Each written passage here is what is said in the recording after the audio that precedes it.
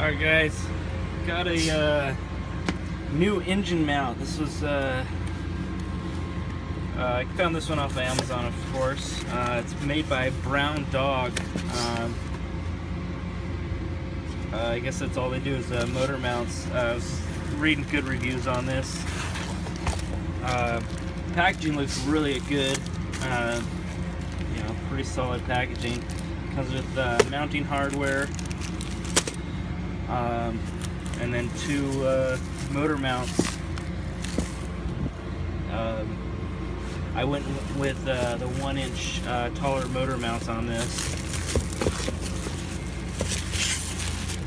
just to change the driveline angle in the rear. I didn't want to have any issues back there. With my 4-inch lift.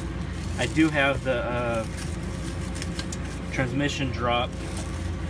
But I figured with the transmission drop in this guy, I'll get better driveline angles. I don't know, looks like pretty solid work. Paint's solid. It's even better, it's made in America.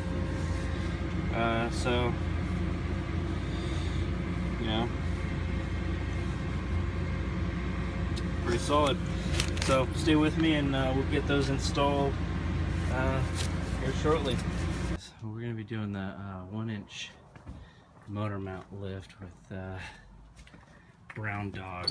It's an American made company, great out of the box. You notice they're usually tagged driver's side, passenger side. Okay, so for this job you're going to need to get a 15mm and a 17mm socket. Either a socket wrench or a T-wrench of some sort. You're going to need an extender to get into motor mounts from below. So underneath, to release the transmission mounts, you're going to need a 15mm. So to get underneath there, you're going to need to loosen up these two right here with a 15mm. Okay. Now, 15mm will also be needed on the motor mounts as well to release the bolts holding it to the frame. There's one right there, and then there's one from the bottom on both sides. Now, one thing to note is we're going on the passenger side, we're going to have to remove the actual mount from the engine as well, because this bolt will actually hit the alternator, so we'll have to remove it. Now on the driver's side, you're not going to have any issues except for trying to get around all this stuff. It's a little hard to see in there, but there is a motor mount in there. See if we can focus.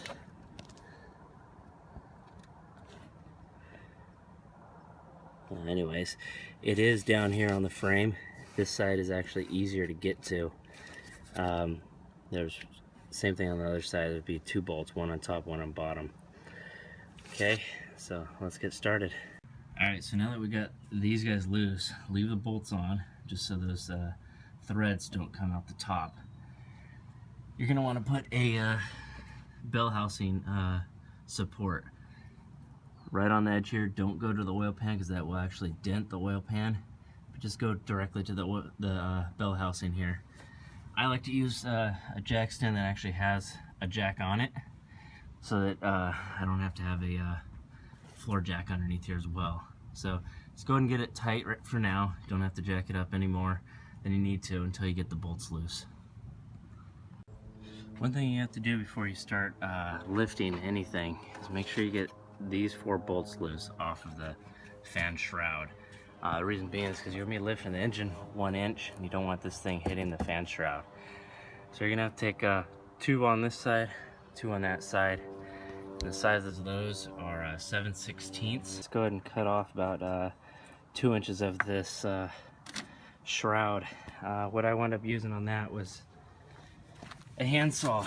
I found it was the easiest thing to do in there with all electrical and hoses and everything. So I know I'm not going to get the full cooling capability, but at least it won't be hitting the fan when I'm done with this job. And eventually, like I said, I'm going to be putting in a electric fan, so this will only hold up for a little bit. So now we're going to be removing the driver's side 2 bolts, and I'm going to be loosening up the passenger side bolts. And what that's going to allow me to do is jack the engine up so I can replace the driver's side with the 1 inch taller one. You get all the bolts loosely in there, and then you go back to the passenger side, and it's a little hard to see, it's right back in there. Go back to the passenger side and replace that one as well.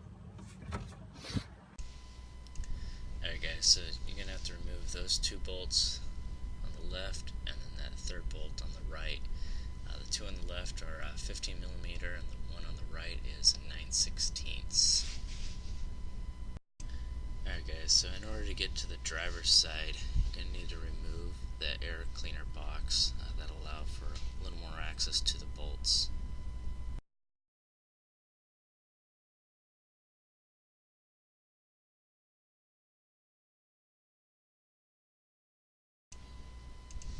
So on the driver's side, we're going to be removing the top bolt and the bottom bolt by using a 15 millimeter socket.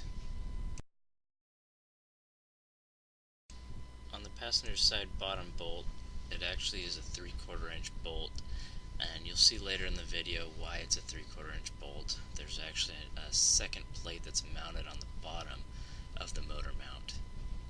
A good reason to replace these. That one's completely shot. That rubber should be attached in there. So by going to the new Brown Dog system, there's just a bushing and a round hole rather than this whole thing being rubber. So, alright, so I got the driver one out. I'm going to get the new Brown Dog one in. Alright, so now you're going to want to remove the motor mount plate that mounts actually to the motor, not the motor mount itself. There's 4 bolts on that, and they're 9/16.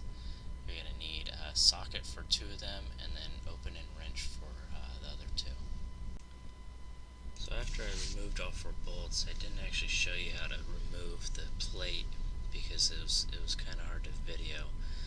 You just have to lift up and then maneuver it around that oil filter there and bringing out the bottom.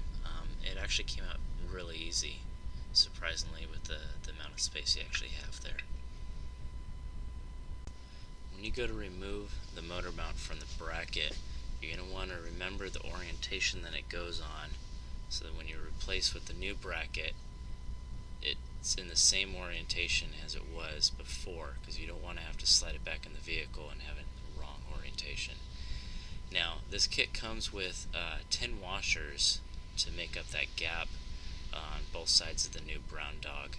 You're going to put 5 on the right side, slide it through, and then 5 on the left side.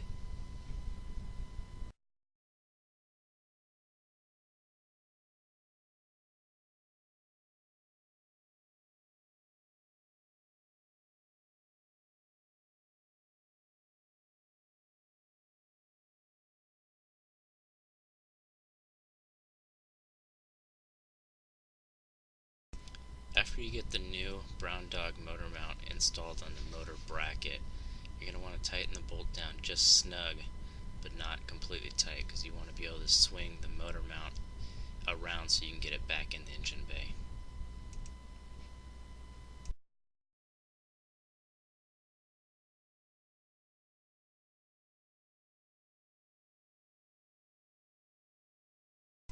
This is where you're going to remove the plate on the bottom of the old motor mount so you can reattach it to the new motor mount. You're going to use a 15 millimeter socket to get that nut off.